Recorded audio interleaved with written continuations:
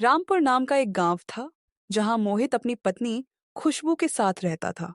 मोहित गांव में रिक्शा चलाने का काम करता था। एक रोज जब वो काम पर जा रहा था तब अच्छा खुशबू, मैं चलता हूँ काम पर। सवारी आती होंगी। अरे रुकिए तो, अपना टिफिन तो लेते जाइए। आज क्या बनाया टिफिन में? वही जिसे देखते ही आपका मूड ठीक हो जाता है। खुशबू बता रही है तुम्हारे हाथ के स्वादिष्ट समोसे हैं ना। बिल्कुल सही जवाब। अब जाइए, देर हो जाएगी, और सुनिए, शाम को जल्दी घर लौट आना। मोहित रिक्शा लेकर निकल पड़ता है।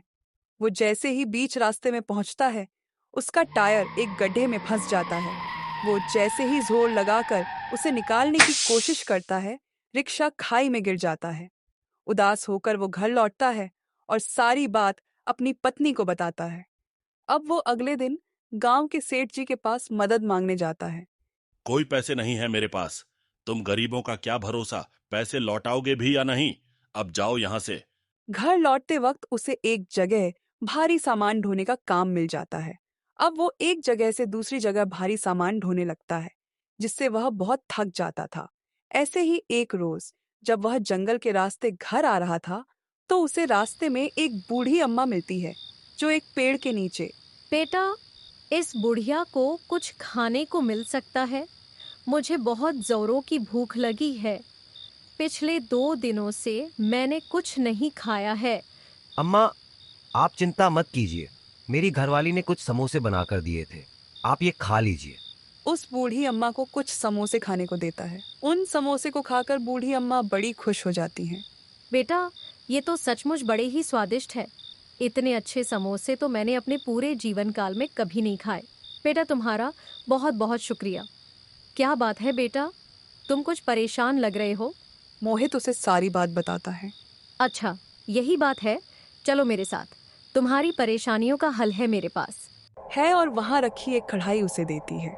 यह कोई ऐसी वैसी कढ़ाई नहीं है। इसमें तुम अपनी पत्नी से इसमें समोसे बनाने को कहना, फिर देखना चमत्कार। लेकिन मैं इसे कैसे ले सकता हूँ?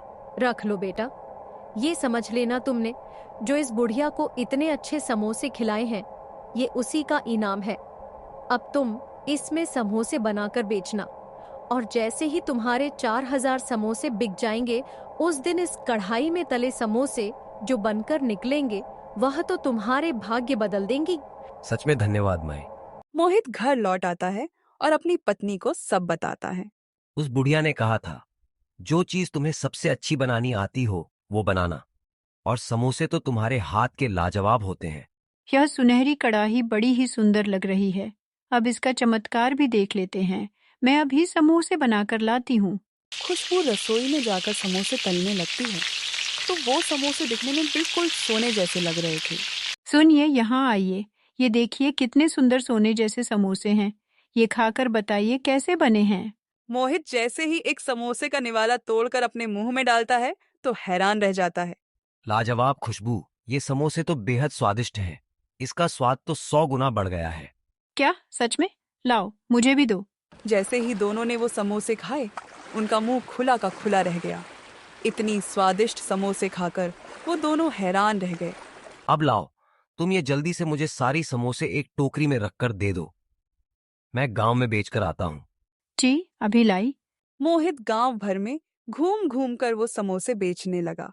समोसे ले लो समोसे, ऐसी वैसी नहीं, बल्कि सोने के समोसे ले लो। सोने के समोसे का नाम सुनकर ग्राहक उसके पास आने लगते हैं।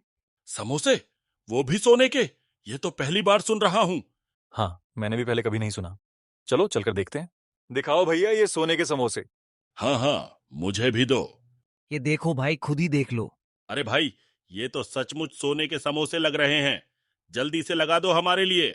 मोहित जैसे ही उन्हें सोने जैसे दिखने वाले समोसे देता है, सब हैरान रह जाते हैं। वाह, ये तो दिखने में जितने सुंदर हैं, खाने में उतने ही लाजवाब। वाह भाई, मजा आ गया, सच में मजा आ गया। ग्राहकों को उसके समोसे बहुत पसंद आते हैं। अब सारे गांव में मोहित के समोसे सोने के समोसे के नाम से मशहूर हो जाते हैं। अब रोज खुशबू उसे उस कढ़ाई में समोसे बनाकर देती और मोहित उन्हें बेचता। ऐसे उसके 4000 समोसे बिक गए। फिर एक रोज जब खुशबू रसोई में समोसे बना रही थी, आज के समोसे तो बहुत ठोस लग रहे हैं, और ये टूट क्यों नहीं रहे? जैसे ही उसने समोसे ध्यान से देखे, वो हैरान रह गई। उसने मोहित को आवाज लगाई। सुनिए, जल्दी इधर आइए, ये तो चमत्कार हो गया। क्या हुआ, क्यों चिल्ला रही हो? ये समोसे देखिए, ये तो असली सोने के हैं। सही कहा, अब तो हमारी किस्मत ही बदल जाएगी। तभी उन जादुई समोसे से आवाज आती है। हाँ, हम जादुई सोने के समोसे हैं। अब हमसे तुम्हारे सारे दुख दूर हो जाएंगे। आज के बाद जब भी तुम्हें इस कड़ाही से जादुई सोने के समोसे चाहिए हों, तुम मांग लेना। अब उन समोसे को बेचकर मोहित एक बहुत बड़ा नया घर भी बनवा लेता है। एक समय था खुशबू, जब हमारे पास कुछ नहीं था, लेकिन आज किसी चीज की कमी नहीं है। बिल्कुल सही कहा। मुझे लगता है हमें एक बार उस बुढ़िया से मिलकर उसे धन्यवाद देना चाहिए। वो दोनों उस गुफा की ओर जाते हैं, लेकिन वहां न कोई गुफा थी न कोई बुढ़िया। कमाल है, यही तो वो जगह थी जहां वो मुझे लाई थी। शायद वो कोई चमत्कारी शक्ति थी जो हमारी मदद के लिए आई थी। उधर गांव का सेठ अब उनकी तरक्की से जलने लगा था। वो अपने नौकर राजू से कहता है, ये कल का रिक्शा चलाने वाला रातों रात अमीर कैसे बन गया? सुना है वो सोने के समोसे बेचकर इतना अमीर हो गया है। हाँ सेठ जी, उसके समोसे लाजवाब होते हैं। अब दोनों वो मोहित और खुशबू पे नजर रखने लगे। फिर एक रोज जब खुशबू समोसे बना रही थी, इस सोने की कड़ाही ने हमारी जिंदगी बदल दी है। ठीक कहा, हम कभी इतने अमीर नहीं बन पाते। तभी राजू सारी बात सुन लेता है और रात में सेठ के साथ मिलकर सोने की कड़ाही चुरा लेता है। मैंने रात को यहीं रखी थी, पता नहीं कहाँ चली गई। उधर सेठ उस कड़ाही में समोसे बनाने लगता है तो उसमें से पत्थर के समोसे निकलते हैं जो उस पर वार करने लगते हैं। कोई भूत है, बचाओ इस कढ़ाई में। सेठ भागता हुआ मोहित के पास आता है। मुझे माफ कर दो मोहित, वो जादुई कढ़ाई मैंने ही चुराई थी। इन समोसे को कहो मुझ पर हमला बंद करे। रुक जाओ जादुई समोसे। सेठ जी, आज आपको समझ में आ गया होगा कि इंसान गरीब या अमीर नहीं होता। मैं समझ गया, अब से कभी किसी गरीब को नीचा नहीं देखूंगा। सेठ माफी मांगता है और कड़ाही लौटा देता है और तब से मोहित और खुशबू की जिंदगी खुशहाल हो गई।